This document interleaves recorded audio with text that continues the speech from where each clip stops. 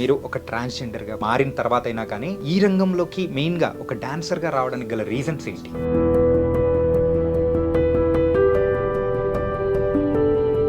నేను ఆ ప్రోగ్రామ్ చూసి నేను కూడా ఇట్లా ఇంతమంది జనాల్లో నేను కూడా కనబడాలి కదా అనే పట్టుతో నేను ప్రోగ్రామ్ నేర్చుకున్నాను సార్. మీరు ఒక డాన్సర్గా అయితే ప్రస్తుతం మరి ముందుకు దూసుకెళ్తున్నారు. డాక్టరేట్ సాధించడం అనేది కూడా చాలా కష్టం. సో మీరు ఆ డాక్టరేట్ అనేది కూడా సాధించుకొని ఎంతో మందికి ఆదర్శంగా కూడా ముందుకెళ్తున్నారు. అది ఎలా సాధ్యం? నేను ఎటువంటి వేరే ఆలోచన ఏం పెట్టుకోకున్నట్ల భజనే నా జీవితం అనుకొని గురువులకు నమ్ముకొని నన్ను ఆదరిస్తున్న ఫాలోవర్స్ అందరి నుంచి నేను ఈ పేరు సంపాదించుకొని వాళ్ళు ఆదరిస్తున్నందుకు నేను డాక్టరేట్ సంపాదించుకున్నాను సార్. పూర్వకాలం నుంచి ఎప్పటి నుంచో మనం చూస్తుంటాం చెక్క భజన అనేది ఫేమస్. కాకపోతే రాను రాను ఆ కళ అనేది తగ్గిపోతూ వస్తుంది. సో ఎందుకు ఆ కళ అనేది తగ్గిపోతూ వస్తుంది అంటారు? ఎన్ని ప్రోగ్రామ్స్ ఉన్నా చెక్క భజన అంత ఆనందం ఎక్కడ ఉండదు సార్. ఇప్పుడు పల్లెటూర్లలోనే ఎందుకు ఉండాలని యూట్యూబ్ ఛానల్ క్రియేట్ చేసినాం సార్ మేము. మీరైతే ఒక కళారంగానికి మీరైతే సేవ చేసుకుంటూ మరి ముందుకెళ్తూ ఉన్నారు. అంటే ఒక గోల్ కానీ ఆ స్థాయిలో నిలబడాలని ఉంటుంది కదా. సో అది ఏంటి? మేము చిన్న కళాకారిని, మాకెట్లుంటా సార్ అని నేను అడిగినాను. వాళ్ళు ఉన్నారు కదా, వాళ్ళతో ఫోన్ మాట్లాడించి ఆ స్టేజ్లోనే ఎందుకు ఉండాలి, కొంచెం పై మెట్టు రావాలనే ఒక ఇది ఆశ సార్ మాకు. మంగ్లీ గారు మీ అత్త కూతురా? మంగ్లీ మా అత్త కూతురు సార్. ఈ పేరు నుంచే నాకు హ్యాపీనెస్ ఉంది sir. Hi guys, welcome to I dream. నేను మీ చాణక్య.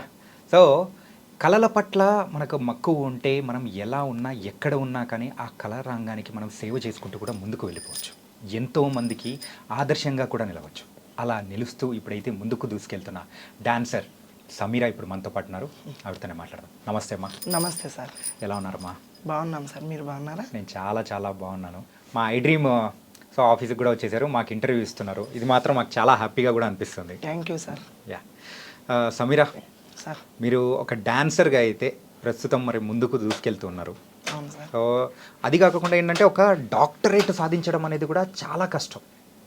సో మీరు ఆ డాక్టరేట్ అనేది కూడా సాధించుకొని ఎంతో మందికి ఆదర్శంగా కూడా ముందుకెళ్తున్నారు. అవును సార్. అది ఎలా సాధ్యం? చెక్క భజన నుంచి సార్. నేను చెక్క భజన అంటే నా ప్రాణం సార్. నేను ఎటువంటి వేరే ఆలోచన ఏం పెట్టుకోకున్నట్ల భజనే నా జీవితం అనుకొని గురువులకు నమ్ముకొని నా ఒక ప్రాణం ఇది చేస్తున్నదే చెక్క భజన గురువులందరూ. వాళ్ళ నుంచి నన్ను ఆదరిస్తున్న యూట్యూబర్స్, ఇన్స్టాగ్రామ్స్, నా ఫాలోవర్స్ అందరి నుంచి నేను ఈ పేరు సంపాదించుకొని వాళ్ళు ఆదరిస్తున్నందుకు నేను డాక్టరేట్ సంపాదించుకున్నాను సార్. కేవలం ఒక డాక్టరేట్ అంటే పర్లేదు కానీ సో 2 డాక్టరేట్లు, అది కూడా ఏంటంటే ఊరికే ఎవరికి పడితే వాళ్ళకి డాక్టరేట్ అనేది కూడా ఇవ్వరు. మీరు ఆ కళారంగానికి చేస్తున్న సేవను దాని తగ్గట్టు కూడా ఇచ్చారు. అండ్ ప్రస్తుతం అయితే సో మీ వీడియోస్ కానీ ఇవన్నీ మేము చూస్తూ ఉంటాం. సో మీరు ఒక ట్రాన్స్జెండర్గా తర్వాత మారిన తర్వాత అయినా కానీ సో ఈ రంగంలోకి మెయిన్గా ఒక డాన్సర్గా రావడానికి గల రీజన్స్ ఏంటి? ఇట్లా మేము పల్లెటూరులో పుట్టినాం సార్. ఏ ఊరమ్మా? మాది గుత్తి పక్కన విలేజ్ గుండాల తాండా సార్. గుండాల తాండా, ఎర్రగుడి గుండాల తాండా. ఓకే. అట్లా ప్రోగ్రామ్స్ ఉండే చెక్క భజన, అట్లా అక్కడ ప్రోగ్రామ్స్ మేము చూసేకపోయి పలాని డాన్సర్గా మేము తయారు కావాలి, ఇదే ఎట్లా ఉండాలి, నేను డాన్సరే కావాలనే పట్టుబడి నేను ఆ ప్రోగ్రామ్ చూసి నేను కూడా ఇట్లా ఇంతమంది జనాల్లో నేను కూడా కనబడాలి కదా అనే పట్టుతో నేను ప్రోగ్రామ్ నేర్చుకున్నాను సార్. కానీ ఎప్పుడైనా కానీ ఒక కళారంగం వైపు వెళ్తున్నాము అంటే తల్లిదండ్రులు ఖచ్చితంగా ఎందుకు మనకెందుకు, యూజువల్గా అయితే మా పల్లెటూర్లలో కానీ టౌన్లలో ఉన్న తల్లిదండ్రులు ఎలా ఉంటారు, వాళ్ళ ఆలోచన విధానం వేరుగా ఉంటుంది. అవును సార్. సో వాళ్ళు ఏమన్నా అబ్జెక్షన్ చెప్పడం అట్లా ఏమన్నా ఉండిందా? అది అని నేను నా స్వతంత్రంగానే నేను ఇట్లున్నాను కదా, ఎందుకు ఇట్లనే నా పేరు ఎందుకు ఇది చేసుకోవాలా, నా తల్లిదండ్రులకి నేను ఇట్లా నేను పేరు పోగొట్టేసినాను, నేను ఒక స్థాయిలో ఉండాలా అనే ఆలోచనతో నేను ప్రోగ్రాంలు పట్టుకునేసినాను సార్. ఓకే. సో అలా పట్టుకొని మరి ముందుకు వెళ్తున్నారు. అవును సార్. యా. కానీ మీకు అంటే ఏ ఏజ్లో తెలిసిందమ్మా మీరు ఇట్లా అని చెప్పేసి? నాకు ఒక 13-14 ఇయర్స్లో సార్. 13-14 ఇయర్స్. సో యూజువల్గా అయితే ఇలా అనేటప్పటికీ ఖచ్చితంగా తల్లిదండ్రులు కానీ చుట్టూ ఉన్న బంధువుల విషయాలకు వచ్చేటప్పటికి ఖచ్చితంగా అబ్జెక్షన్లు, గొడవలు, తిట్లు అన్నీ ఉండనే జరిగినాయి సార్ అవి. మరి ఇలా మారడానికి గల రీజన్ ఏమనిపించింది, ఎలా మారారు? హార్మోన్స్ ప్రాబ్లం నుంచి మారిపోయినాం. కానీ అంటే ఆపరేషన్ చేయించుకోవడం అనేది కూడా జరిగింది కదా? అవును సార్. నాకు ఒక 14 ఇయర్స్ ఉన్నప్పుడే నేను ఆపరేషన్ చేయించుకున్నాను. అట్లే ఈ జన్మలో ఉన్నాను కదా, ఎందుకు ఇట్లనే ఉండాలా అని ప్రోగ్రాంల మీద నా ఇంట్రెస్ట్ అంతా, నేను అంతే ప్రోగ్రామ్, నా చెక్క భజనే నా కళ, నా జీవితమే కళకు దారిపోసేసినాను సార్. అండ్ మరి మీరు మారిన తర్వాత సో ఇంట్లో వాళ్ళు మిమ్మల్ని బాగానే యాక్సెప్ట్ చేశారా? బాధపడినారు సార్, కొన్ని రోజులు బాధపడినారు. ఓకే. ఎందుకు వద్దు అది ఇది అని. ఎన్ని రోజులు మరి అట్లా బాధపడ్డారు? ఏంటి వాళ్ళు కంప్లీట్ యాక్సెప్ట్ చేయడానికి ఎన్ని రోజులు పట్టింది? 4-5 years వరకు చాలా ఇది అయిపోయినారు అమ్మ నాన్న. వాళ్ళకి ఎందుకు ఇది చేయాలా అని చెప్పేసి నేనే కొంచెం సింగిల్గా ఉండిపోయినా. సింగిల్గా ఉండి కూడా నేను ఎక్కడ బయట బెగ్గింగ్స్ కానీ అటువంటి ఆలోచనలు ఏం పెట్టుకోలే. ఇదే ఈ జన ఆకర్షణ బట్టి, నేను ప్రోగ్రాంలు బట్టి, నేను ప్రోగ్రామ్తోనే దూసుకెళ్ళిపోతున్నాను సార్. అంటే మీకు నార్మల్గా ఈ చెక్క భజన కానీ డాన్సింగ్ కానీ ఇలాంటివన్నీ ఏ ఏజ్ నుంచి మొదలైంది? నేను 14 years దాటిన తర్వాత 1 year నేను ఇంటికాడున్నాను సార్. తర్వాత రమాదేవి అని ఒక ఆమె భజన డాన్సర్ అనమాట. రమాదేవి తర్వాత ఆమెకు చూసి నేను కదా ఈ ప్రోగ్రాంలు మనం చేస్తే మనకి ఇంతమంది చూస్తారు కదా, గురువులు ఇంత మంచి గురువులు ఉన్నారు, వాళ్ళలో నేను ఒక వాళ్ళ బిడ్డగా నేను పొందాలి ప్రోగ్రాంలలో అని అనుకొని నేను ప్రోగ్రాంల మీదే నా ఇంట్రెస్ట్ అంతా ప్రోగ్రాంల మీదే పెట్టేసినాను సార్. ఏంటంటే సో మీరు మనము ఇంటర్వ్యూ స్టార్ట్ చేసినప్పటి నుంచి మీరు ప్రోగ్రామ్స్, డాన్స్ ప్రోగ్రామ్స్ అని ఇట్లా ఎక్కువ సార్లు కూడా అంటున్నారు. అసలు ఆ ప్రోగ్రామ్స్కి వెళ్ళాలి అని అంటే ఫస్ట్ ఒక స్టార్టింగ్ పాయింట్ అనేది కూడా ఉంటుంది. ఫస్ట్ ప్రదర్శన అనేది కూడా మీరు ఎక్కడ ఇచ్చారు? మేము ప్రోగ్రామ్స్ సార్ మేము బళ్ళారి సైడ్ చేసినాం సార్. బళ్ళారి సైడ్ చేసినప్పుడు అక్కడి నుంచి రెస్పాన్స్ ఎలా ఉంది ఏంటి? అది అప్పుడు ప్రోగ్రామ్ డాన్సర్స్కి అమౌంట్ తక్కువే, మాకు ఛార్జీలకి ఇచ్చినా కూడా ప్రోగ్రాంల కోసమే మేము పోయి ఇది నేర్చుకోవాలా, డబ్బుకు చూసుకోకూడదు అనేసి చెక్క భజనకి ఇది చేసినాం సార్ మేము. ఓకే. స్టార్టింగ్లో మాకు ఛార్జీలకి ఇచ్చి పంపించినా కూడా ఈ ప్రోగ్రామ్ మా సొంతం కావాలా, కళ ఎవరిది సొంతం కాదు కదా అని చేసి కళకు నమ్ముకొని ముందుకు పోతున్నాం సార్. కానీ ఓన్లీ ఛార్జీలకు ఇచ్చారంటే మరి తినడానికి మరి అయితే సర్వైవ్ ఏదో నా జీవితం నేను అట్లనే గడుపుకుంటా నేను ప్రోగ్రాంల కోసమే ఇది చేసినాను సార్. అది ఆ టైంలో మీకు హెల్ప్ చేయడాలు ఎవరైనా హెల్ప్ చేసిన వాళ్ళు ఎవరైనా ఉన్నారా? ఇప్పుడు మామూలుగా చెక్క భజన గురువులే ఉన్నారు. గురువుల నుంచే మేము బ్రతుకుతున్నదే చెక్క భజన గురువుల నుంచి సార్.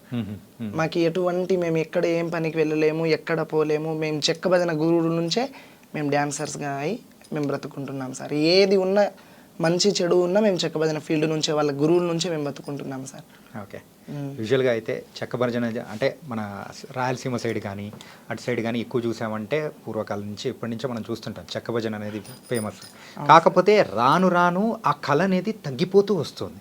అవును సార్. సో ఎందుకు ఆ కళ అనేది తగ్గిపోతూ వస్తుంది అంటారు? అది చెక్క భజన నుంచి ఇప్పుడు కోలాటాలు అయినాయి సార్.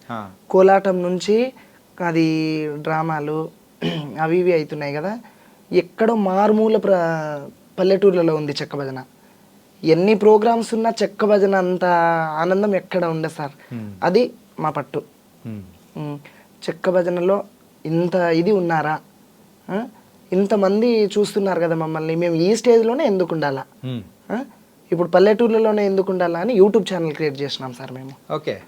యూట్యూబ్ ఛానల్ క్రియేట్ చేసి 1కి 2 ఛానల్ క్రియేట్ చేసినాం. మాకు చాలా మంది ఫాలోవర్స్, సబ్స్క్రైబర్స్ చాలా మంది ఉంటే ఇంతనే చూస్తున్నారు కదా, మనం పై స్థాయికి పోవాలా అనే పట్టు ఉంది సార్ మాకు. ఓకే. కానీ మరి ఎవరో అంటే మరుగున పడిపోయిన కళ. అవును సార్. దాన్ని మళ్ళీ ఇప్పుడున్న వాళ్ళకి చూపిస్తూ ఉంటే వాళ్ళ దగ్గర నుంచి వస్తున్న కామెంట్స్ కానీ అంటే అప్రిసియేషన్స్ కానీ ఎలా అనిపిస్తుంది? అప్పుడు డాన్సర్స్ లేనప్పుడు కూడా చెక్క భజన అంటే అందరికీ తెలిసినది. డాన్సర్ ఉన్నప్పుడు ఇప్పుడు గురువులు మంచి మంచి గురువులు తయారైనారు, మంచి మంచి డాన్సర్స్ తయారైనారు. ఈ భజన పెడితే ఈ డాన్సర్స్ వస్తారు, ఊర్లలో ఇంత ఇది ఉంటుంది కదా, ఇంత ఎంకరేజ్మెంట్ ఉంటుంది వీళ్ళు వస్తే అన్నట్ల డాన్సర్కు విలువనే, ఒక గురువుకు విలువనే చెక్క భజన నుంచి. ఎన్నో ప్రోగ్రామ్స్ వచ్చినా వాళ్ళకి ఆలోచన వస్తుంది అనమాట, పలానా ఆ గురువుకు పిలిస్తే ఆ డాన్సర్ వస్తుంది, ఈ భజన సక్సెస్ అవుతుంది అన్నట్ల సార్. సో మొత్తానికి అయితే ఇప్పుడు సమీర ఎక్కడికైనా వెళ్ళి మరి ప్రోగ్రామ్ ఇస్తుందంటే ఎంతమంది జనాలు వస్తున్నారేంటి? అది మీరే చూస్తున్నారు కదా సార్. ఇంకా మేము చెప్పాలా? మా గొప్పలు మేము చెప్పుకునేది ఎందుకు సార్ చెప్పు? లేదు, కొన్నిసార్లు మనం చెప్పుకుంటేనే తెలియని వాళ్ళకి కూడా అర్థమవుతుంది. అదేం లేదు సార్. ఇప్పుడు మామూలుగా మేము ఇక్కడ కర్నూలు జిల్లా, కడప జిల్లా, నెల్లూరు, చిత్తూరు అదంతా ఆడినాము. ఇప్పుడు లాస్ట్లో ఎక్కువ కడప జిల్లాలో ఉన్నంత ప్రోగ్రామ్స్ ఎక్కడ లేవు అనమాట. ఓకే. రాయచోటి సైడు చాలా ప్రోగ్రామ్స్ ఉంటాయన్నమాట. 3-4 నెలలు కంటిన్యూ జాతరలు జరుగుతాయి సార్ అక్కడ. ఏమి లేని డాన్సర్, ఏం తినేకి లేని డాన్సర్ కూడా ఆ 3-4 నెలల్లో బాగానే సంపాదించుకొని బాగానే ఉండొచ్చు సార్. అన్ని ప్రోగ్రామ్స్ ఉంటాయి అక్కడ. అంత గౌరవంగా చూస్తారు గురువులు కూడా. ఒక డాన్సర్ వచ్చిందంటే వాళ్ళ తోబుట్టిన కూతురు లెక్క, వాళ్ళ చెల్లెల లెక్క చూసుకొని ఇది చేస్తారనమాట. ఏ ఏరియా గురువులైనా మేము బతుకుతున్నదే గురువుల నుంచి. నిజం సార్. నాకు అర్థమవుతుంది ఏంటంటే మీ గురువుల్ని మీరు ఎంత రెస్పెక్ట్ ఇస్తున్నారో దాని తగ్గట్టే మీ మాటల్లోనే అర్థమవుతుంది అనమాట. అండ్ అది కదమ్మా, ఏంటంటే యూజువల్గా చెక్క భజన కానీ ఏదైనా ఏ కళారంగం అనేది కూడా తీసుకున్నా కానీ సో మగవాళ్ళు ఆడవాళ్ళు అట్లా అని చెప్పేసి ఉంటుంది. కాకపోతే ఇలా మరి థర్డ్ జెండర్ వాళ్ళు వస్తున్నారు అని అంటే అలా లోపల ఉన్న వాళ్ళు కూడా మరి బాధ పెట్టిన విషయాలు కానీ ఇలాంటివన్నీ చాలా వరకు జరిగే ఉంటాయి కదా. మాకి అలాంటి బాధలు మాకు ఎప్పుడు మాకు చూపిలా. ఇప్పుడు మాకు పిలుస్తున్న వాళ్ళే కదా మాకు బాధ పెట్టాల్సింది. మాకు అట్లా చూడలే సార్. అందరికీ సరి సమానంగా చూసినారు వాళ్ళు. ఏదన్నా ఒక మనిషి మాకు ఇట్లా బాధ పెడుతుంటే కదా మేము బాధపడుతున్నాము అనేకి ఈ కళలో మేము పోతున్నామంటే వాళ్ళు ఎంకరేజ్ చేస్తేనే మేము పోతాం. మేము ఒక్కరే మేము సాధించుకోలేము కదా సార్. గురువులు ఉండాలా, మా గురువుల తరపున నుంచి మాకు ఎంకరేజ్ చేసే ప్రజలు ఉండాలా. ఆ ప్రజల నుంచి మేము ఈ స్థాయికి పోతున్నాం సార్. ఓకే, మొత్తానికైతే మిమ్మల్ని అంత అంటే అలా ఎంకరేజ్ చేశారు కాబట్టి ఈ డాన్సర్ ఇట్లా, ఈ డాన్సర్ ఇట్లా అని చూడరు అనమాట. మాకు ఎటువంటి అందరినీ ఒకటే మాదిరిగా చూస్తారు వాళ్ళు. ఓకే, కానీ ఏంటంటే మీరు ఎంతో మందికి ఇన్స్పిరేషన్ అమ్మా. ఏంటంటే సో అటు సైడ్ ఉన్న వాళ్ళైతే ఎన్నెన్ని అంటే అకృత్యాలు కానీ కొన్ని జరుగుతూ ఉన్న సిచ్యువేషన్స్ కానీ బయట వాళ్ళని మనం చూస్తూ ఉంటే కొన్నిసార్లు జాలి అనిపిస్తుంది. కానీ వాళ్ళతో మాకు సంబంధం లేదు అని అనుకొని మీరు మీకంటూ ఒక సొంత పాత్ అనేది క్రియేట్ చేసుకుని వెళ్తున్నారు చూసారా. సో అట్లాంటి వాళ్ళకు మీరేం చెప్పాలనుకుంటున్నారు సార్? అలాంటి వాళ్ళకు మీరేం చెప్పాలనుకుంటున్నారు? అదేం లేదు సార్, మేము ప్రోగ్రాంలలో మాకు ఇట్లా పేరుంది ఏంది మీరు ఏం చెక్క భజన వేరే ప్రోగ్రామ్స్ పిలుస్తారు మాకు వాళ్ళు. వేరే ప్రోగ్రామ్ పిలిస్తే మేమేమంటాము, ఏంది మీరు ఈ ప్రోగ్రాంలకే ఇది చేస్తారా, మీరు మామూలుగా డీజేకి వెళ్ళారా, మీరు పెళ్లి ప్రోగ్రాంలకు వెళ్ళారా, అట్లా ఇది చేసేటోళ్ళు ఉంటారు. ఇప్పుడు మంచోళ్ళు ఉంటారు, చెడ్డోళ్ళు ఉంటారు. జన ఆకర్షణ అంటే మనకు తెలియదేం లేదు. ఇప్పుడు మనం ఈ స్టేజ్లో ఉన్నామంటే మంచి చెడ్డ చూసుకొని వచ్చింటాం అనమాట. ఇప్పుడు వాళ్ళే ఇది చేస్తున్నారు, వాళ్ళు మమ్మల్ని హేళన చేస్తున్నారని మేము పట్టించుకోలేదు సార్ ఎప్పుడు కూడా. మాకి అందరితో పాటు సరి చూసుకుంటున్నారు. ప్రతి వాళ్ళకి కూడా మేము శిరస్సు ఉంచి నమస్కరిస్తున్నాం. ఎందుకు అని అంటే ఇట్లా సమీరా అంటే ఒక చిన్న పల్లెటూరులో పుట్టినాను సార్ నేను. ఇట్లా డాన్సర్ సమీరా అంటే నేను చాలా చిన్న పల్లెటూరులో పుట్టిన. అట్లా క్యాషో డోల్ మాస్టర్లో ఎక్కడో ప్రోగ్రాం పోతుంటే మాకెక్కడో కనిపించి, గుత్తిలో కనిపించి ఇట్లా రండి మీరు ఆడపిల్లలకు ఉన్నారు ఎందుకు ఈ జీవితంలో అని చెప్పి మాకు తోలుకొని పోయి ఇదిగా చూసుకున్నారు సార్ వాళ్ళు. వాళ్ళ నుంచి మేమేం ఎటువంటి మేము రిమార్క్ కాలే, వాళ్ళు మాకు రిమార్క్ చూడలే. సో ఇప్పటివరకు అట్లాంటి వివక్ష కానీ ఎక్కడ ఏం మీకైతే ఎదురు కాకుండా లేదు సార్. కానీ ఒక విషయం మీలో అదృష్టం ఏంటంటే సో ఇలా వచ్చిన వాళ్ళు ఎవరైనా కానీ కొన్ని తప్పుడు మార్గాల్లో వెళ్ళిపోవడం కానీ సో బయట అన్నీ జరుగుతూ ఉన్నా కానీ అట్లా లేకోకుండా కానీ సో మీరు ముందుకు వెళ్తున్నారు చూసారా, దానికి మాత్రం నిజంగా అప్రిషియేట్ చేయాలమ్మా. Thank you sir. నిజంగా సూపర్. అండ్ సో ఇప్పుడు మీరైతే ఒక కళారంగానికి మీరైతే సేవ చేసుకుంటూ మరి ముందుకెళ్తూ ఉన్నారు. సో ఒక గోల్ అనేది ఉంటుంది. సో నేను ఎప్పటికైనా కానీ అలా నిలబడాలి, సో ఆ స్థాయిలో ఉండాలి అని చెప్పేసి పక్కా అనుకుంటారు. మీకు కూడా అదే అంటే ఒక గోల్ కానీ ఆ స్థాయిలో నిలబడాలని ఉంటుంది కదా, సో అది ఏంటి? ఆయన భిక్షు నాయక్ అని ఉన్నారు, మంగ్లీ మా అత్త కూతురు సార్. ఆమెకు తీసుకొచ్చిన ఆయన భిక్షు నాయక్. ఓ మంగ్లీ గారు మీ అత్త కూతురా? ఓకే. ఆయన డైరెక్టర్ మురళీ మధు అన్న వాళ్ళు ఉన్నారు కదా, వాళ్ళతో ఫోన్ మాట్లాడించి నాకు ఇట్లా మీరు ఈ విధంగా ఉన్నారు కదా, మీరు టీవీలోకి వచ్చే ఛాన్సెస్ ఉంటాయి, రావాల మీరు అని అంటే, మేము చిన్న కళాకారిని మాకెట్లుంటా సార్ అని నేను అడిగినాను. లేదు మీ దాని గురించి మీరే చెప్పుకోవడం ఎందుకు, మీరు రండి హైదరాబాద్కి అని చెప్పి ఇంటర్వ్యూకి పిలిచింటే మేము ఒక్కసారి వచ్చి దీనిల గురించి తెలియజేసుకుంటున్నాం సార్. మా గోల్ అనేది అదే, ఆ స్టేజ్లోనే ఎందుకు ఉండాలి, కొంచెం పై మెట్టు రావాలనే ఒక ఇది ఆశ సార్ మాకు. ఆశ ఏంటంటే మనం ఒక కళలు కనాలి, ఆ కళలు నెరవేర్చుకోవాలంటే ఆ పట్టుదల కూడా ఉండాలి. కానీ అది మీలో ఎక్కువగా కూడా ఉందమ్మా. Thank you sir. అండ్ అలాగే మన మంగ్లీ గారు మీ అత్త కూతురు అని చెప్పేసి అన్నారు కదా, సో తర్వాత ఇప్పుడైతే మంగ్లీ గారు అంటే ఒక ఫేమస్ సింగర్గా అయ్యారు, మీరు కూడా ఒక కళారంగం నుంచే ఉన్నారు. ఎప్పుడైనా మీట్ అవ్వడం కానీ మాట్లాడడం కానీ అవుతాం సార్. మామూలుగా ఊర్లోకి వస్తే ఆమె మా అత్త కూతురే సార్. వాళ్ళ తమ్ముడు శివ మాకు కాంటాక్ట్లో ఉంటాడనమాట, సత్య వాళ్ళ చెల్లెలు. మేమంతా మా అక్క వాళ్ళందరూ ఒక క్లాస్మేట్ అనమాట. ఓకే. మాకు తెలిసిపోతుంది అనమాట. వాళ్ళ అమ్మ నాన్నలు మా ఊరికి వస్తుంటారు, మా ఇండ్లకు వస్తుంటారు. అత్త కూతురు అంటే ఇంకా మాకు రిలేటివ్స్ కదా, తెలిసిపోతా సార్. మామూలుగా మాట్లాడతాం, కలుస్తాం, చేస్తాం. చెక్క భజన కానీ ఇలాంటివన్నీ చేస్తున్నారు. సో మీరు కూడా ఏంటంటే ఒక ముందుకు వెళ్ళాలి అని అనుకున్న వాళ్ళు, సో ఒక డాన్సర్గా ముందుకెళ్తున్నారు. ఒక ప్రైవేట్ ఆల్బమ్ సాంగ్స్ కూడా చేయాలని మీకు కూడా అనిపించి ఉంటుంది కదా? అనిపించి ఉంటుందంటే అంత ఇది ఉండదు కదా మనతో అనే భయం పుడుతుంది సార్ కొంచెం. ఇప్పుడు ఎప్పుడు చూడని దానికి చూసేకి వెళ్తే మనకి కొంచెం ఇది అవుతుంది కదా. యా. సో ఏం లేదు, ఎందుకు అడుగుతున్నా అంటే ఆల్రెడీ మంచి మంచి సింగర్స్ మీ ఇళ్ళలోనే ఉన్నారు ఆల్రెడీ. మంగ్లీ గారు కానీ, సో వాళ్ళ చెల్లెలు సత్య గారు కానీ ఆల్రెడీ మంచి సాంగ్స్ పాడుతూ ముందుకెళ్తూ ఉన్నారు. మేము లంబాడి కదా సార్. అయితే ఉందమ్మా. సో ఒక కళారంగాన్ని ప్రోత్సహిస్తూ ముందుకెళ్తున్నప్పుడు అలా ఇలా అని ఏముండదమ్మా. సో ముందుకెళ్తూ ఉన్నారు హ్యాపీగా. ఏంటంటే సో మంగ్లీ గారితో కూడా ఒక సాంగ్ పాడిచ్చి కూడా మీరు డాన్స్ వేసి అట్లా ముందుకెళ్ళారంటే ఇంకా బాగుంటుందేమో అని కూడా అనిపించి అడుగుతున్నాను అనమాట. ఫ్యూచర్లో చేద్దాం సార్. యా. మనం అంత సక్సెస్, మన బతుకు బాగుంటే ఖచ్చితంగా సాధిద్దాం సార్. ఓకే. అండ్ మీకు డాక్టరేట్స్ అనేది కూడా వచ్చాయి. అండ్ సో ఒక డాక్టర్, మరి మీ పేరు ముందు కూడా ఒక డాక్టర్ అనేది కూడా పెట్టుకునేంత అర్హత అనేది కూడా సాధించుకున్నారు. సో మీరు ఏం చదువుకున్నారు? నేను 9th క్లాసే చదువుకున్నాను సార్. 9th class. ఎందుకు ఆపేశారు చదువు అనేది కూడా? ఏదో నాకు ఇంట్రెస్ట్ పుట్టలా, నా హార్మోన్స్ ప్రాబ్లం అయ్యి నేను అటు వెళ్ళిపోయినాను. కానీ చదువు అంటే నాకు ఇంట్రెస్ట్ లేదు సార్. ఓకే. చదువు అనేది ఇంట్రెస్ట్ లేకుండానే ఆపేసి ఈ కళారంగం అయిపోయిన తర్వాత. ఓకే, నైస్ మా. ఏంటంటే సో మీరు ఇంత చేస్తూ ముందుకెళ్తూ ఉన్నారు. సో కానీ ఏంటంటే ఆ డబ్బు విషయంగా పరంగా కూడా ఎక్కడో ఒక చోట మనకు పడిన బాధలు అనేది కూడా ఉంటాయి కదా ప్రోగ్రామ్స్ లేని టైంలో. అవును సార్. సో మీ కెరియర్ స్టార్టింగ్లో కూడా సో డబ్బు లేకుండా ఇబ్బంది పడిన సందర్భాలు కానీ అట్లా ఏమైనా ఉన్నాయా? దండిగా ఉన్నాయి సార్. ప్రోగ్రాంలు జరగవు. ఇప్పుడు కరోనా టైంలోనే ఎక్కడ లేకోకుండా ఎట్లా కూర్చునేసినాం ఇంటికాడే. బయటికి తిరిగే సిచ్యువేషన్లో లేము ఇప్పుడు, మీకైనా మాకైనా. ప్రోగ్రాంలు లేకోకున్న టైంలో నేను బయటికి ఎక్కడ పోలేదు సార్. మామూలుగా తల్లిదండ్రి మీదే ఆధారపడి బతికిన. తల్లిదండ్రినే చూసుకున్నారు సార్ ఆ టైంలో నాకు. నేను ఎటువంటి సమస్యల్లో అయినా చాలా పేదరికం నుంచి పుట్టి బయటకు వచ్చినాం సార్ మేము. మా తల్లి తండ్రి చాలా పేదవాళ్ళు. ఆ పేదరికం నుంచి వాళ్ళు ఏం చేసినారో, నేను ఇట్లా ఉన్నా కూడా ఇంటి మీదే పోయి కూర్చునేసిన, నేనేం చేసుకోలేకపోయినా బయటికి పోయి అని చెప్పేసి ఇంటికాడే కూర్చునేసిన. అమ్మ నాన్ననే చూసుకున్నారు సార్ నాకు ప్రతిదీ. కానీ ఇప్పుడు వాళ్ళని ఎవరు చూసుకుంటున్నారు? నేనే చూసుకుంటున్నాను. అంతే కదా. ఇప్పుడు మన దగ్గర లేని టైంలో మనకు గుర్తొచ్చేది తల్లిదండ్రులే. అవును సార్. అలాంటి టైంలో మనకు బాగున్నప్పుడు మనం చూసుకోవాల్సిన ఎవరిని వాళ్ళనే చూసుకుంటున్నా సార్. ఏదో నా అయిన కాటికి నేను కష్టపడి చూసుకుంటున్నా. యాజ్ ఎ డాన్సర్గా అయితే మీ కెరియర్ని మలుచుకొని మరి ముందుకెళ్తూ ఉన్నారు.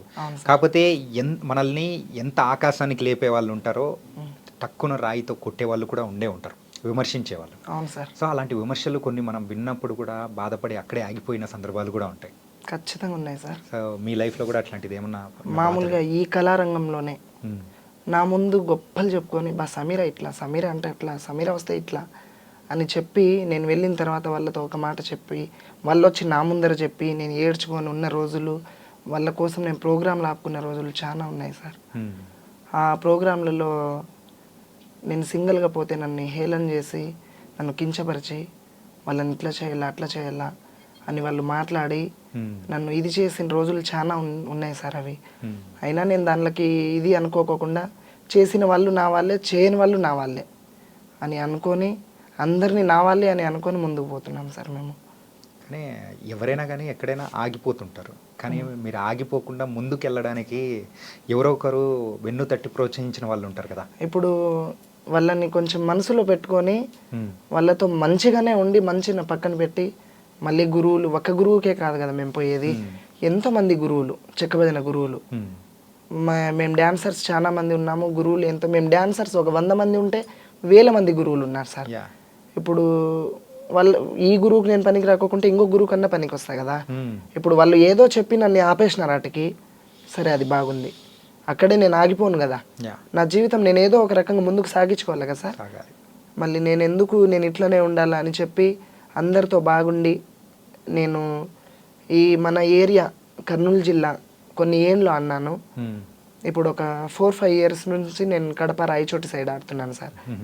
అక్కడ కంటిన్యూ ఒక గురువుకే పోతున్నా అనమాట నేను. మీరు స్టార్టింగ్ నుంచి గురువులు అని చెప్పేసి మీకు ఎక్కడున్నా కానీ సపోర్ట్ ఇచ్చారని చెప్పేసి అంటున్నారు. అవును సార్. మరి అంత సపోర్ట్ ఇచ్చిన గురువులు ఎవరు ఏంటి?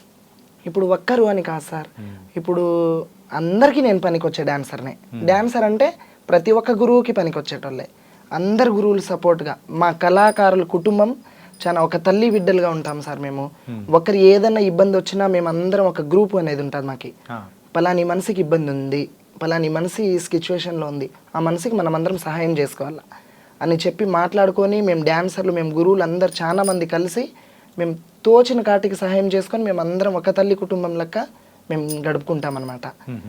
ఇప్పుడు పలానా ఒక మనిషి బాగలేదు మంచంలో ఉన్నాడు అని అనుకో, ఆ మనిషితో పోయి మేమందరం కలిసి మేమందరం డిసైడ్ చేసుకుంటాం అనమాట. ఒకసారి పలానా మనిషి దగ్గర మనం పోవాలా అట్లా అని. నాకు ఏదైనా ఇబ్బంది ఉందనుకో నేను గ్రూప్లో పెడతా, నాకు ఈ పరిస్థితి నాకు బాగలేదు సార్ అని. అట్లాంటి రోజులు చాలా ఉన్నాయి, నాకు చాలా హెల్ప్ చేసిన రోజులు ఉన్నాయి సార్. నాకు ఈ గురువు సరిగ్గా చూడలేడు అని నేను చెప్పలే, ఏదో సమయం సందర్భం బట్టి ఇప్పుడు ఇట్లా జరుగుతున్నాయే తప్ప ఫస్ట్ నుంచి ఇట్లా లేదు సార్. చాలా ఒక ఐక్యమత్యంగా ఉండి మేము భలే బాగా ఉండిపోయినాం సార్ అందరం. ఓకే. కానీ ఇంతకు మీకు సమీరా అని పేరు ఎవరు పెట్టారు? సమీరా అని పేరు నాకు కళారంగంలో వచ్చిన పేరు సార్ అది. మరి అసలు పేరు? మామూలుగా నాకు సోనియా బాయ్ అని పెట్టినారు, మేము లంబాడి కదా, సోనియా బాయ్ అని పెట్టినారు. మామూలుగా సమీరా అని మా 3 అక్షరాల మీద పాటలు పాడతారనమాట. డోల్ మాస్టర్ రమేష్ అన్న అని ఆయన పెట్టిన పేరు ఇది. ఇట్లా రాంపల్లి సీను అన్న పాట పాడుతుంటే ఇట్లా సమీరా వచ్చింది సార్ అని చెప్పి వేరే పత్తికొండ సైడ్ విలేజ్లో అట్లా చెప్పి ఆయన పెట్టిన పేరు ఇది. ఈ పేరు నుంచే నాకు హ్యాపీనెస్ ఉంది సార్. ఇట్లా సమీరా అని అంటే ప్రతి ఒక్కరికి ఎక్కడ పోయినా, నువ్వు హైదరాబాద్ నువ్వు ఢిల్లీకి పోయినా నువ్వు డాన్సర్ సమీరా కదా అని అంటే నేను చాలా హ్యాపీగా ఫీల్ అయిపోతా సార్. ఆ పేరు మీదనే నేను చేసిన కష్టం కనబడదు అప్పుడు నాకు. ఏంటంటే సో ఒక కళాకారులుగా మనం ఉన్నందుకు ఎవరైనా కానీ చప్పట్లు కొట్టారంటే సో మనం పడిన కష్టం అన్ని మొత్తం అన్ని మర్చిపోతూ ఉంటాం. అవును, అదే కదా సార్. సో మరి చెక్క భజన గురించి మాట్లాడుకున్నాం. చెప్పండి సార్. సో ఈ చెక్క భజన అనేది కూడా సో చాలా మంది వరకు తెలియదు. సో అది ఎట్లా ఆడతారు ఏంటి దాని గురించి దాని హిస్టరీ ఏంటో కూడా చెప్పారంటే ప్రేక్షకులు ఉంటారు. హిస్టరీ అంటే సార్ అది మామూలుగా దేవుని కార్యక్రమంకి చెక్క భజన, లేకోకుంటే ఏదో కోలాటం అని పెడతారు. ఇప్పుడు కోలాటం పెడితే ఏముంటుంది, మామూలుగా ఆడపిల్లలతో జరుగుతుంది అనమాట, ఒక గురువు ఉండి డీజే కోలాటం. చెక్క భజనకు పెడితే ఏముంటుంది, ఒక గురువు ఓన్ వాయిస్తో పాటలు పాడి ఒకరు కాకుంటే 2 డాన్సర్లకు పిలుచుకొని ఆయన ఒక్కడే చెక్క భజన గురువు, ఆయన ఓన్ కష్టంగా చేసి రాత్రంతా మామూలుగా నైట్ 9కి స్టార్ట్ అయితే పొద్దున 6, 7, 8 కూడా కావచ్చు సార్. ఆయన ఎంటర్టైన్మెంట్స్ చూపించి మైకులలో సొంతంగా పాట పాడి కష్టం చేసి చూపిస్తారు కనుక ఆ చెక్క భజన అంటే ప్రజల్లో ఇట్లా ఉంది కదా చెక్క భజన అంటే, ఒక మనిషి ఇట్లా స్వతంత్రంగా చూపిస్తాడు కదా, ఇవన్నీ మామూలుగా మైకులలో ఇది కాదు కదా అన్నట్ల చెక్క భజన నిరూపిస్తారు సార్. అంటే ఇప్పుడు ఈ చెక్క భజన చేసేటప్పుడు పాట కమ్ ఆట 2 ఒకటేసారి చేస్తారు కదా? అవును సార్. సో నార్మల్గా మీరు కూడా అలాగే చేస్తారు? అవును సార్. అమ్మా ఏంటంటే ఒక ట్రాన్స్జెండర్గా నార్మల్గా చాలామంది కూడా బయట ఉన్నారు. అవును సార్. సో అలాంటి వాళ్ళని చూసినప్పుడు సో మీకు ఎవరికైనా కానీ మీ దగ్గరలో ఉన్న వాళ్ళు ఇట్లాంటి వాళ్ళు మీ దగ్గరకు వచ్చి నాకు కూడా ఏదైనా నేర్చుకోవాలని ఉంది ఇట్లా అని చెప్పేసి వచ్చినప్పుడు మీరు ఏం చెప్తారు? వాళ్ళ నుంచి ఉన్న వాళ్ళను బయటికి రావాలంటే ఏం చేయాలంటారు? మనం ఇదే జీవితంలో ఎందుకు నేను ఎంతో కష్టపడి నేను ముందుకు పోతున్నా, నీకు అదే ఇంట్రెస్ట్ ఉంటే నువ్వు రావచ్చు కదా అని వాళ్ళు నన్ను అడిగితే కంపల్సరీగా నువ్వు రా. నేను నా కళ నాకేం సొంతంలే, నువ్వు వచ్చి ఈ కళ ఎవరిది సొంతం లేదమ్మా, ఇంట్రెస్ట్ ఉండాలి మనకి. ఆ ఇంట్రెస్ట్ని చూపించుకొని మనకి ఏదైనా కష్టం చేసి ప్రజలతో మనం ఇది చేసి అందరితో సంతోషంగా ఉండి నాకు ఒక్కదానికే కళ వద్దు, రండి మీరు కూడా. నేను ప్రతి ఒక్కరు నన్ను అడిగిన వాళ్ళకి నేను ఇదే మాట చెప్తానే తప్ప నేనే ఉండాలా ఇక్కడ, వాళ్ళు అట్లనే ఉండాలా ఆ చూపు నేను ఎప్పుడు చూడలేదు సార్ వాళ్ళకు. అందరు నా ఫ్యామిలీనే కదా అని అనుకొని పోల్చుకుంటాను అనమాట. సూపర్ మా. అండ్ ఏంటంటే సో ఇలా ఉన్నప్పుడు ఖచ్చితంగా ప్రపోజల్స్ కూడా ఎంతో మెసేజ్లు పెట్టడాలు అన్నీ వచ్చే ఉంటాయి కదా మీకు? నాకు ఆ విధంగా ఎవరు ఇదేం చేయలేదు సార్. ఇప్పటి వరకు. సో నన్ను ఒక డాన్సర్ లాగానే చూస్తారనమాట అందరూ. మ్మ్. సో లైఫ్లో ముందుకు వెళ్ళాలంటే ఒక తోడు కావాలని ప్రతి ఒక్కరు కూడా కోరుకుంటూ ఉంటారు. అవును సార్. సో అట్లా మీకు కూడా తోడు కానీ అట్లా అనిపించిందా? అదేం లేదులే సార్. సో ఇప్పుడైతే మామూలు తల్లి తండ్రి అన్న తమ్ములు మ్మ్. ప్రోగ్రాంలలో ఉన్నాము. ప్రోగ్రాంలకు పోయిన గురువునే నాకు అన్ని అందాలుగా చూసుకుంటారు వాళ్ళే. మ్మ్. అదే తోడు సార్ నాకు ఎటువంటిది ఏం వద్దు. ఓకే. సో మొత్తానికైతే సో మీ లైఫ్ని ఇలా లీడ్ చేసుకుంటూ కళలకే సో అంకితం చేయాలని చెప్పేసి అనుకుంటున్నారు అన్నమాట. అవును సార్. ఓకే. సో మన ప్రేక్షకులకు కానీ సో ఎవరైనా మీ ఇన్స్టాగ్రామ్ కానీ లేకపోతే వాళ్ళ ఫాలోవర్స్ అందరూ ఉంటారు కదా, అవును సో అక్కడ కొన్ని చెప్పలేకపోయినది ఇక్కడ మన ఈ వేదిక ద్వారా చెప్పాలనుకుంటుంది ఏదైనా ఉంటే చెప్పండి అమ్మా. నన్ను వాళ్ళు ఇప్పుడు నేను మామూలుగా ఇన్స్టా లైవ్ పెడితే సడన్గా నాకు 1000 మంది 2000 మంది ఫాలోవర్స్ వచ్చేస్తారు. ఇట్లా ఎంతో మంది నన్ను యాడ్ చేయని అంటారు. ఆ ఇన్స్టా లైవ్లో వాళ్ళకి చూసి వాళ్ళు మాట్లాడే మాటలకి ఆ సంతోషం తట్టుకోక, ఇది కదా నేను పేరు సంపాదించుకునేది, ఇది కదా ఈ పేరుతోనే ఉండకూడదు, నాకు ఆ సంతోషం చాలు, బయట జనాల నుంచి నేను ఇంత ఉన్నాను కదా అనే ఆలోచనతో నాకు ఎంతో హ్యాపీనెస్గా ఫీల్ అయిపోతా సార్. నా నాకు ఇన్స్టా వల్లే కాదు, నా ఫేస్బుక్, నా ఇన్స్టా ఫ్యామిలీ, నా యూట్యూబర్స్ వాళ్ళందరి నుంచి నేను ఈ పేరు సంపాదించుకున్నాను. నేను ఒక్కదాన్నే కష్టం చేసి సంపాదిలా సార్. నన్ను వాళ్ళు ఆదరిస్తేనే నేను ముందుకు పోతాను. నేను ఎంత ఉన్నా కూడా నేను ఈడ ఆడదాన్ని ఇక్కడే ఆడుతుంటా. ఒకరు చూసి నన్ను వాళ్ళు ఇది చేస్తే ఎంకరేజ్ చేస్తేనే కదా సార్. అండ్ ఇప్పుడు మీ లైఫ్ ఏదైతే ఉందో సో ఈ సోషల్ మీడియాకి రాకముందు ఎలా ఉంది, వచ్చి మీరు దానిలోకి ఎంటర్ అయిన తర్వాత ఎలా ఉంది? ఈ ప్రోగ్రాంలు చేసి ఈ సోషల్ మీడియాలోకి వచ్చిన తర్వాతనే మా లైఫ్ చాలా బాగుంది సార్. అంతకుముందు మేము చాలా పేదరికంగా బతికినాం సార్. అంటే ఇప్పుడు ఈ సోషల్ మీడియా ద్వారా మీకు అంటే డబ్బులు సంపాదించుకునే మార్గాలు పెరిగాయంటారా లేకపోతే ఎలా? సోషల్ మీడియా నుంచే కాదు, మేము చేస్తున్న కష్టం నుంచి ఈ సోషల్ మీడియాతో మా పేరు పక్కకు పోయి ఈ స్టేజ్లోనే కాదు, ఈ జిల్లానే కాదు, ఇంకొక జిల్లాలో కూడా పలానా డాన్సర్ రావాలా, ఈ ప్రోగ్రామ్ హైలైట్ ఉంటుంది, పలానా గురువే రావాలా. ఇప్పుడు మేము చేయాలంటే ఇట్లా రాయచోటి అశోక్ సమీరా ఉంటే ఈ ప్రోగ్రామ్ చాలా బాగుంటుందన్నమాట అని వాళ్ళు అడిగిన వాళ్ళ కాడపోయి వేరే వాళ్ళు చెప్పడం ఉంటుంది, చాలా ఉంటాయన్నమాట. అయినా అందరం ఒకటే అని కలిసికట్టుగా వెళ్ళిపోతాం ప్రోగ్రాంలలో మేము. ఓకే. మీరు ఇప్పటివరకు చేసిన ప్రదర్శనలలో మీకు బాగా హైలైట్ అనిపించింది, అరే నేను చేస్తున్నా కానీ ఇంతమంది వచ్చారా అని అనిపించిన ప్రోగ్రామ్ ఏదైనా ఉందా మీకు గుర్తుండిపోయే ప్రోగ్రామ్? అందరితో కలిసి మేము అందరితో ఒకేలా చేస్తాం సార్ ప్రోగ్రామ్. ఈ గురువుకి ఇట్లా, ఈ గురువుకి అట్లా మేము చేయమన్నమాట. పర్టికులర్గా ఒక ప్లేస్లో మీరు వెళ్ళి ప్రదర్శన ఇచ్చేటప్పుడు కానీ సో ఇప్పుడు ఫర్ ఎగ్జాంపుల్ రాయచోట్లో నేను వెళ్ళినప్పుడు అన్నా ఇట్లా చాలామంది వచ్చారు, ఇలా జరిగింది, సో నా లైఫ్లో నేను ఇలా జరుగుతుందని అనుకోలేదు అని సందర్భాలు ఉంటాయి కదా. అవును సార్. సో అలా మీ లైఫ్లో గుర్తుండిపోయిన సందర్భం ఏదైనా? అదేం లేదు సార్. ఇక్కడ మామూలుగా ఇక్కడ ఆడుతున్నాను, రాయచోటి సైడ్ పోయినాకనే ఆ పేరు అనేది కొంచెం ఇది అయిపోయింది నాకు. ఈ అన్ని జిల్లాల్లో ఆడుతున్న కడప జిల్లా ఎక్కినాకనే కొంచెం ఆ జిల్లాలో ఆడుతున్నప్పుడే ఈ టీవీలలో రావడం, ఈ ఇంటర్వ్యూలు ఇవ్వడం అట్లా స్టార్ట్ అయింది. అక్కడ ఏమంటే సార్ ప్రోగ్రాంలు కాంబినేషన్స్ ఉంటాయన్నమాట, పోటీలు జరుగుతాయి, భజనలు పోటీలు కూడా జరుగుతాయి అందులో. ఓకే. మామూలుగా ఒక జాతర జరుగుతుంటే 10-15 భజనలు ఉంటాయి. ఇప్పుడు మేము ఇక్కడ ఆడుతుంటే ఇంకొక భజన వచ్చి మాకు ఇక్కడ పోటీ పెట్టుకుంటారు, కోలాటం వాళ్ళు వచ్చి మాకు ఇక్కడ పెట్టేస్తారు, ఇంకొక భజన ఇక్కడ పెట్టేస్తారు, మధ్యలో మేము ఉండిపోతాం. వాళ్ళలో జయించుకొని రావాలా, ఇక్కడ జయించుకున్నాం కదా మేము సార్ మాకు ఇదే అన్నట్లుగా ఉంటుంది అనమాట మాకు. ఓకే. సో అట్లా జయించుకుంటూ కూడా ముందుకు వెళ్ళిపోతున్నారు అనమాట. అంటే భజనలలో కూడా ఇలా పోటీలు ఉంటాయని మాకు తెలియదు అనమాట. చాలా ఉంటాయి సార్. ఎంత పోటీగా ఆడినా కూడా మేము ప్రోగ్రామ్ అయిపోతే ప్రోగ్రామ్ వరకు ఎవరి ప్రోగ్రామ్ వాళ్ళు సక్సెస్ చేసుకోవాలనే ఉంటాం కదా. ఇప్పుడు ప్రోగ్రామ్ అయిపోతే మేము అందరం ఒక తల్లి పిల్లలాగే అందరం కలిసి ఎవరి ఇళ్ళకి వాళ్ళు వెళ్ళిపోతాం అనమాట. అది మాత్రం జరిగేదమ్మా. సో మొత్తానికైతే కొత్త కొత్త విషయాలు కానీ మాతో చాలా చక్కగా షేర్ చేసుకున్నారు. అండ్ అసలు డాన్సర్ సమీరా అంటే ఏంటి, ఎక్కడి నుంచి వచ్చారు అనేది కూడా మా ప్రేక్షకులకి చాలా చక్కగా వివరించారు. So thank you so much మా. Thank you sir. Yeah. So స్వశక్తి ఉంటే మనం ఎక్కడి నుంచైనా ఏదైనా సాధించగలము అని చెప్పేసి మరి ఇక్కడ సమీరా గారు కూడా చెప్పేశారు. సో అది కూడా 2 డాక్టరేట్లు కూడా తను తెచ్చుకున్నారనమాట.